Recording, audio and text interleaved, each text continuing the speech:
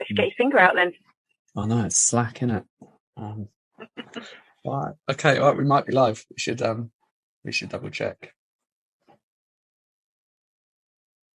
Say hello, Lisa, because I think we are live. Hello, Tim. Hello. Guys, listen, we've got a very special guest, Lisa, who's kindly enough decided to jump on, even though she's driving back from Dorset in the glamorous Cobham station. As you can see, the lorries in the background. Lisa, what I want to do is go through like the whole year, the whole last 12 months, what's taken you from when we first met. In fact, probably even before that as well, when we first spoke 3 years ago. What I love about what you do is the tribe you've built. I love the energy, the branding, the loyalty that you have from people around you. And obviously that's been built over half a dozen plus years. We'll touch on the financial success you've had, but also just the growth and development in scale. And I also want to get your insight into kind of what the addition of maybe just really developing the actual coaching within all of the things that you do in the business. So is that cool if we touch on all that? Yeah, totally cool. All right, give us the intro thing. Go on, what is it you do? How do we know each other? All that kind of jazz. Well, so I run Rebel Health. It's the business is 6 years old, but I've been in the industry for 15 years, I think, in sort of various forms. Just kind of, worked at boot camps and like military boot camps, and kind of scaled up from there.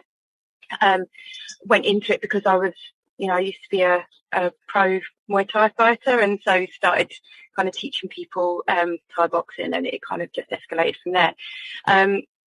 We first met, I first contacted you, I think probably 18 months before I actually started working with you. It's about 3 years ago. So I was actually in Ibiza, wasn't I? Ibiza. God, I need to learn to speak. You were? Yeah. I was in Ibiza. You were? Yeah. Ibiza. Yeah. You were swanning around out there, and so I was sussing you out. I was cynical, skeptical. I was like, this dude needs to prove himself. I've been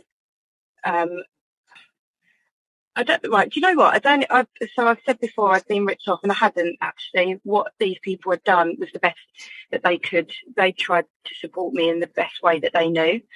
So I wasn't ripped off. I just, they just didn't know what they were doing as much. I'd kind of invest in people and think, well, I already knew this. So, I felt I'd wasted my money. So about 18 months before we actually started working together, I kind of, I think we spoke on the phone, and then I didn't do anything about it. And you ghosted me on the second call, didn't you? Cancel me? Yeah, probably. Yeah. Yeah, set you up. Yeah, I know. No, I actually think you did tell me. Like, that was very kind. So, but go on. Yeah. So I kind of decided it was not the right thing, and I went off and made some more mistakes. Worked really hard for not much to show for it. And then, and you just kept popping up in my inbox, and I'd be like, sending me some more stuff, or something had come up like for free, and I'd be like, I'll have that. Thanks very much. See if you know what you're talking about. Everything that came up that was free, I took, but I implemented it. So I didn't just take it and like leave it sort of stashed away. I did stuff with it, and I was like, no, this, like, it could actually be, it's useful. So, and I think it was end of November last year, I think, that I got in contact with you, and it was like, right, okay, you know what, I've got to stop thinking about now. That's it. That wasn't what you said. I said that. And spoke to you on the phone, and I was like, right, I'd already spoken to my husband about it, and we discussed it, and he was like, right, whatever you need to do for your business. So that was it. I was in, and I literally threw myself into it. So every call that there was, I was on it. bashed my way through the content to do the work. I did throw myself into it, and I put in the graft, if you like, because like, you know, you hear people say things and you think, well, that can't be true because, you know, it sounds a bit too good to be true. Like, I don't want it to sound like it wasn't effort and it wasn't hard work, because like it is. And also, you know, having some balls, you know, like it takes courage to do some of this. Because we did push you in those first 3 or 4 weeks, right? I want to check in what happened, but that felt uncomfortable, right? Oh, like, yeah, really horrible at times. Like, you know, I know that doesn't sound like a particularly good sales point, but, you know, it was well outside of my comfort zone, but it was where I needed to be. Because otherwise I was just going to stay doing what I was doing, which just wasn't getting me anywhere. It was just burning me out, essentially. Part of it, okay, I think you came on around this time last year. It was like a little bit, maybe a week before. I do want to check in on, like, on these conversations. I think it's really easy for me to just jump to like how many clients you got, which you did really awesome stuff for the first lot. But how many did you have, by the way, just quickly? Was it 10 in December? Or was it more? In December, I had 11. So I had 11 join in December. But my first 2 calls that I had, I didn't become clients. And so, you know, straight, I remember getting off the first call, and being like, see, this is it. It's not going to work. I can't do this. I've made a massive mistake. I've made a huge error of judgment. Oh my God, what am I doing? You know, firstly, I had the group to see, you know, to speak to, and you know, bless Tim, the other Tim, lovely Tim. Not that you're not lovely, but you know what I mean. He's much, yeah. He's like an absolute dime. But he messaged me and said, you know, like, gave me some tips and some, you know, like, just don't forget that, you know, that doesn't mean that it's not going to work, and you know. So anyway, I had the encouragement of the group, and so then my third call became a client, and my fourth, and my fifth, and the next 11 after that were, yeah, I'm in. And like, my confidence grew with each thing, because I was like, actually, you know, I have made the right decision. I do know what I'm doing. Was that the holy fuck screenshot on the first sale? Yeah, I think so. I think, I think it was like, it wasn't a new thing for me to be coaching people, to be helping people. That wasn't new. What was new was me kind of having a structure to do it, and having that gave me kind of certainty behind it, that not that I was winging it before, but it wasn't, you know, like this kind of like a process to follow. You know, it was just me, which I still do, react and respond to what each individual person, but I felt that I had a structure behind that meant that I could. You can never guarantee success for people, but I felt confident of being able to guide people to success at a greater percentage than I had been. I had no idea, even before I started, how successful it would be and how much difference that would make. To your clients, do you mean? So, but even my 100%, yeah. But even my belief made the difference, because, you know, the emotion that we project, right, makes a big difference on the people that we are leading or guiding or supporting. So if you're going into it with an attitude of, I'm not sure about this, or I don't know if I can do it, then that doesn't come out with a good outcome for everybody else. So, you know, me kind of having that confidence radiated out, but even that small percentage of what I thought, like, it just doesn't even get anywhere close to what difference it makes to people. I want to kind of, like, one thing that I want to check on is a bit more of the results and what people's experience was. One of the important, I remember, like, when you joined, it was you and I think Chris as well, Chris Wastall. And I think you guys like just set off like the fucking clappers. It was just like another sale. And Chris finished the month with 8-9 sales. And you obviously did what we said in the intro to this was that I remember you saying that you posted that you wanted to have your first big 10K month, which by the way is a thing that any business owner should want to do. And you talked about having it by the end of the year, which was last year. And as in the aim was to have it by now, I guess. And you did it in the first month. But I think it's very easy for people who do what I do just to act like, well, that's what it's not what happens for everyone. Not everyone that came in last year bought 11 clients in, you know, some of them bought 3, like 4, or even maybe someone got their first client, right? Why do you think that that was so successful for you?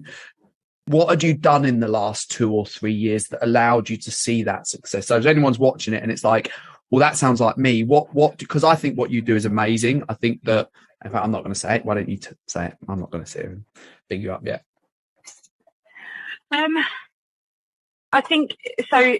I think it's important to say that I'd had a long time in the industry. I wasn't coming in with like literally nothing, but then I know that there are people who are starting off quite new who can take what is offered and run with it and get going really quickly. So, but for me, I had quite a strong grounding in having built up my business. So building up Rebel, had a strong tribe. They call themselves the Rebel family. There's a strong connection between them all. And my branding, my ethos is whole health. So it's not just about, eat less, move more, because that's bullshit, right? So, it's about movement, nutrition, lifestyle, and mindset, all of those things. And that's always run through everything that I've done. So whether that's, when I'm teaching people to box, I don't do those classes anymore. I have other coaches that do those classes for me. But when it was running through that, I didn't understand I didn't have the underpinning knowledge of why I was approaching things the way that I was. I was just kind of instinctively going at things from a behaviour change perspective. So, easing people in, finding their sweet spot for getting started with, right, okay, how can you improve your nutrition? How can you improve your movement? How can you improve your mindset? What's already good? What can you build on? What are the easier things? So I already had this kind of running through, but I didn't understand. I didn't have the underpinning knowledge of why that was important and how to kind of change that more more effectively and quicker. So so I already had that. So then when I kind of said that this was what I was doing, and I said to my group, like my members, this is what I'm going to be doing. I'm looking for people who are going to be in like the first, the inaugural group, if you like. And it wasn't done as a group. It was like a cohort coming in, all starting together. And so when I offered that out, I think people could just see, and the messaging that I put out was, it's like, almost like Rebel when it's had a triple espresso. It's like, it's this but more. It's having access to this. Imagine if it didn't take you 2 years to change and you could do it in 12 weeks. Imagine imagine if you could do that, then what could you do in the following 2 years? Understanding how to make those changes, understanding yourself, what if you could do that? And so people were like, I had people saying, yeah, I'm in, before they even knew what it was. And I think it was that. Sorry, Lisa, that's why I thought it was important to say that, because again, it's very easy to say that like this could happen. It's like if you've been in the industry for 6 months, some people do, by the way, but it's unlikely that you're just going to get 11 people and some of them go, yeah, I'm in, whatever, before we even need to talk.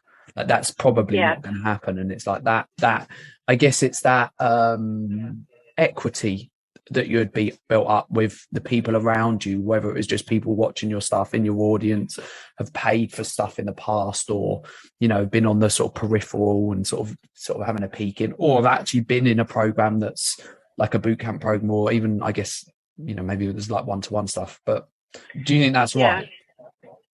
Yeah, and I think the first person that I got who wasn't directly connected to me, that felt like my first win. Like, I don't mean that the others won't win, but that felt like when was real. That was that month. So that was December the 31st last year. All right. So it was within that month, but it was someone who I wasn't directly connected to. And when I spoke to her and said, "How did you find out about me?" She said that her husband was connected to me by business, and she'd been watching what I'd put out for the last 2 years. Part of what I wanted to do. Sorry, go on, Lisa. We've got a delay, by the way. That's right. No, that's okay. So I was just going to say that there's, you know, especially when you are asking people for significant investment, there's, you know, I did the same with you. I did my due diligence. I checked you out. I worked out whether I could trust you, right? And that took a lot of touch points. That took me reading your material that you put out. It took me speaking to you. It took me speaking to other people who had done, you know, who had worked with you, and asking for input. So I fully expect that people will do that with me. And sometimes it's playing the long game. You know, you just need to be consistent and be putting out content that helps people, putting out content that means that they see who you are and that you resonate. They can say, "Oh, actually, do you know what? She'll get me, or he'll get me, or he'll," you know, they'll understand. And that's the bit that over time, but then sometimes by the time they actually get on the phone, they've already made the decision. I'd already decided when I spoke to you on the phone that I was in, you know. Why did you decide to start when you did? Why did you reach out? Like, what was happening this time last year then? I was basically physically and mentally fucked. And I'd taken on a lot of responsibility for everyone's well-being. You know, we had, I would say, getting on for 100 people as part of Rebel, and I just felt that I was in a unique position to be able to help people stay as physically and mentally well as possible through. And I didn't operate effective boundaries for myself in that. And I just reached a point in the summer where I had, like, pretty much, I was burnt out, which is a term that people kind of bandy around a bit, and I probably had, but, you know, physically not being able to get myself out of bed and having to, you know, literally get through doing something and then going and laying down again. I was actually quite worried that I'd, you know, sort of permanently damaged myself, essentially. So I'd reached a point where I was like, something needs to change. I need to do something different, because I'm not going to be any use to anybody at all. And I don't just mean in a business sense, like in terms of my husband, my daughters. You know, at the time had, you know, one daughter that was at uni, and I'm not going to be any use to them at all in terms of my financial responsibilities, or, you know, just me being present for them as a loved one. I'm not going to be any use unless I do something. So I essentially, like, because I'd investigated it so much, it represented a bit of a life raft, essentially. It was like, right, okay, I am literally going to exhaust myself if I keep going. And I'm not going to get to where I need to get. So that's what I need to do. What do you think would have happened if you hadn't joined?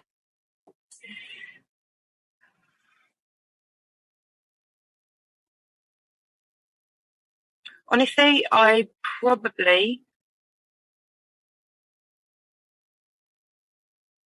actually don't know if I'd still be in business, because I think I had support of, my accountant's brilliant, right? And I had support No, there listen, also. not having that shit. They're not an accountant. She's not an accountant. She's like the god of coaching and everything. She's my lovely. She's my lovely.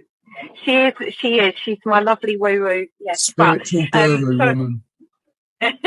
But I needed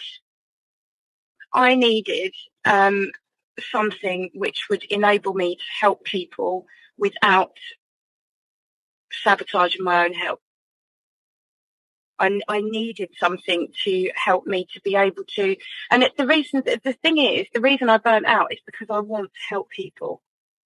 Like that is, I'm well aware that I tie a lot of my self-worth up in that. So I know this, but it's something that's really important to me. And I don't think anybody that does the job that we do, doesn't want to help people feel better.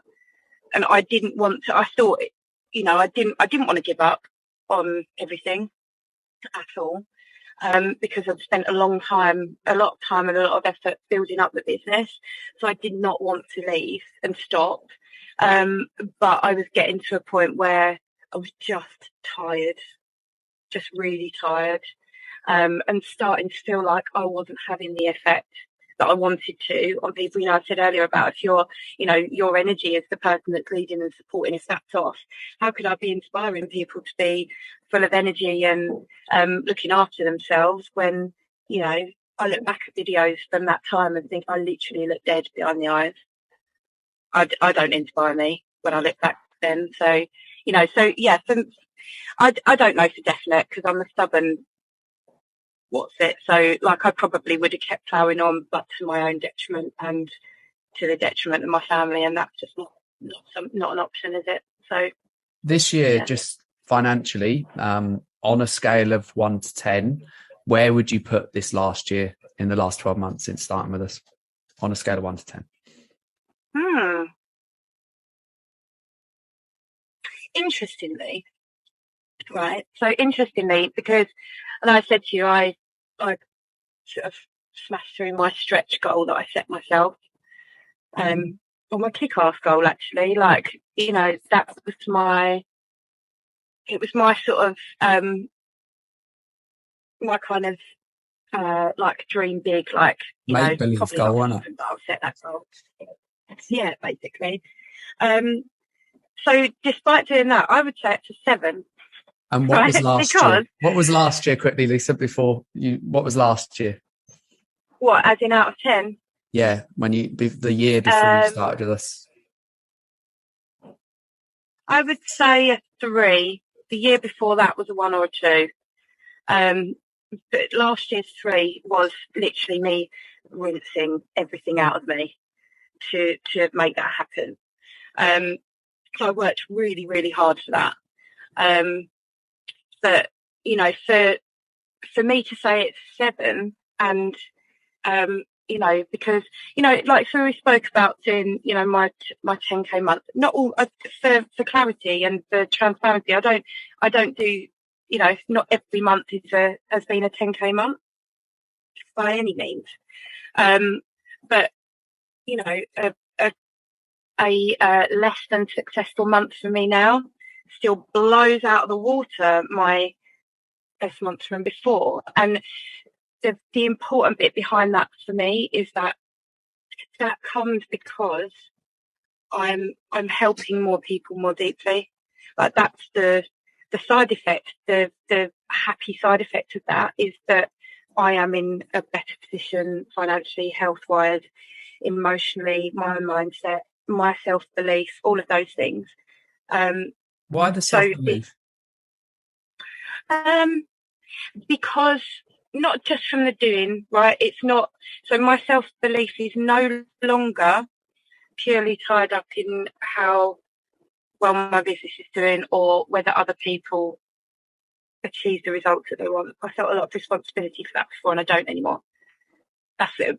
I care very deeply about it, but them doing the things that they commit to for themselves is not my responsibility, it's theirs. And that's a big realization to me. to not have that weight of the world on my shoulders. But I'm giving them the tools to be able to do that. But that self-belief comes from, I think, detaching what you feel about yourself from your work, from the outcome. It's and I think this is a big part of what an unexpected thing for me was, my own level of self-development, my own, like, literally weekly. Well, that's interesting. Didn't know that about myself.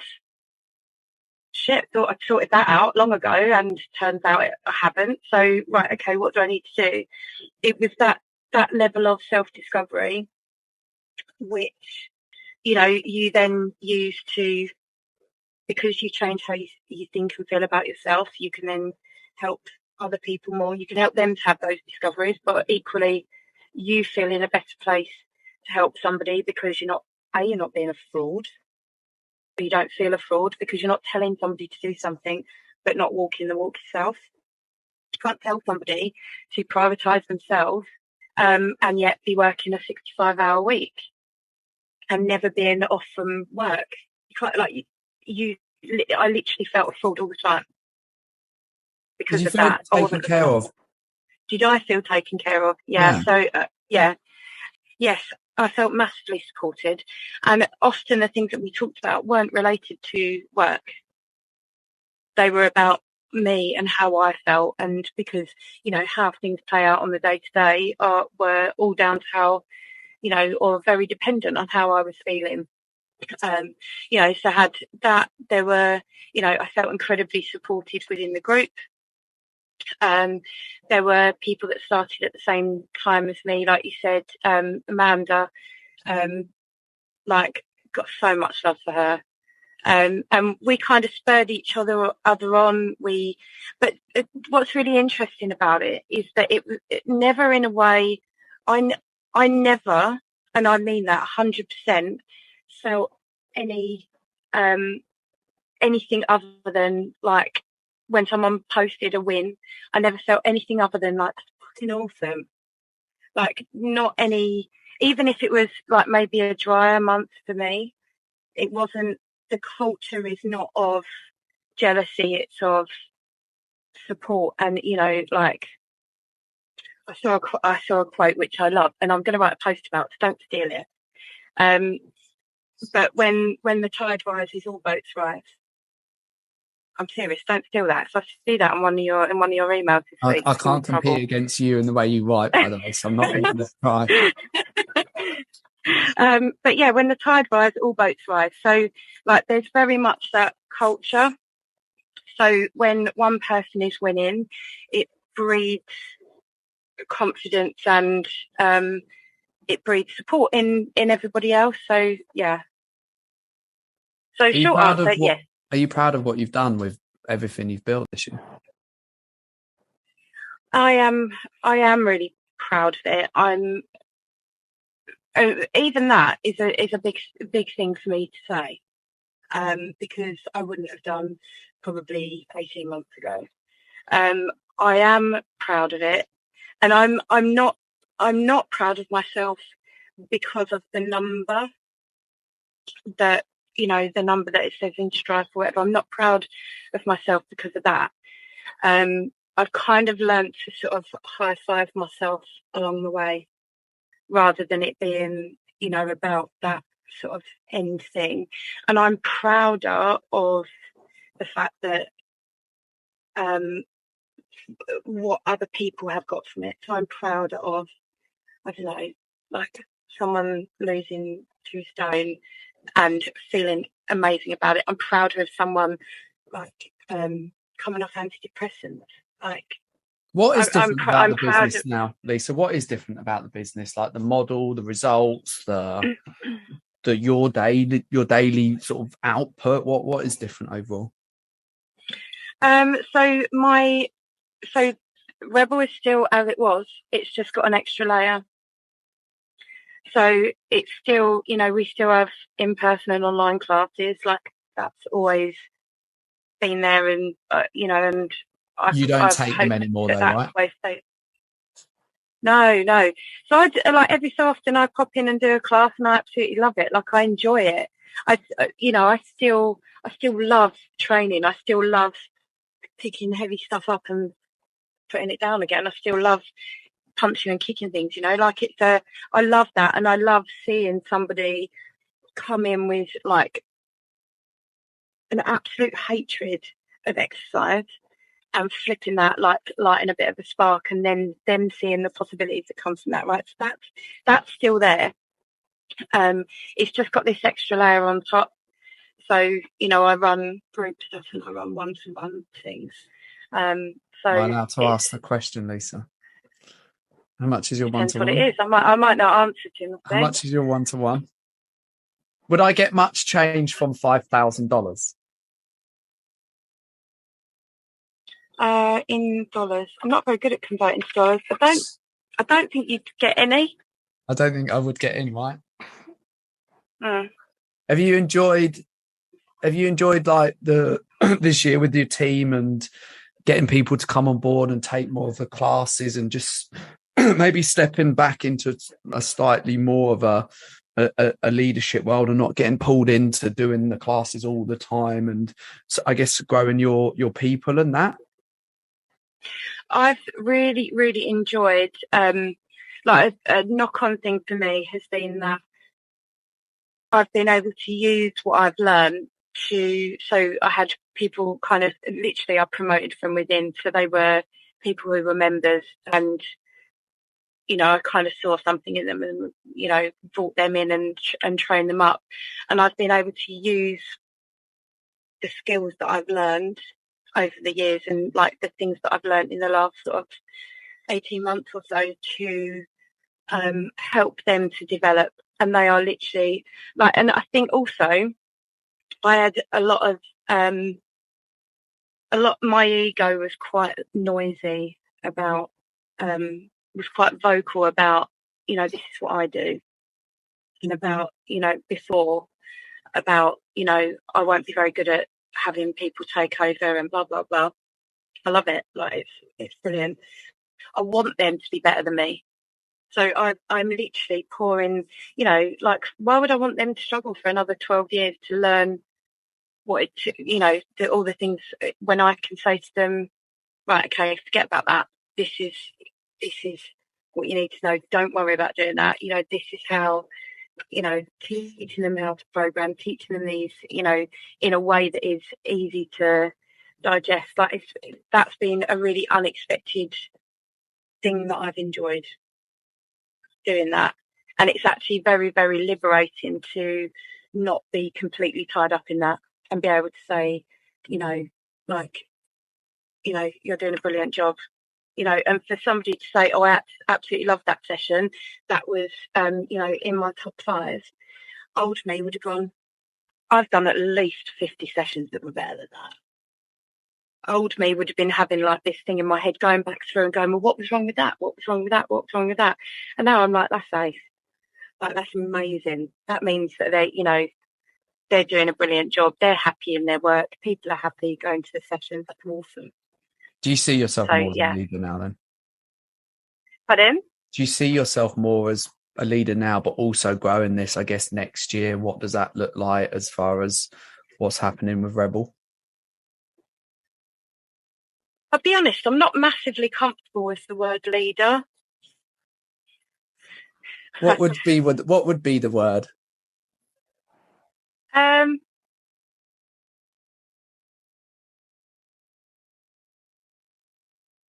You said earlier that you need to walk the walk and do the do.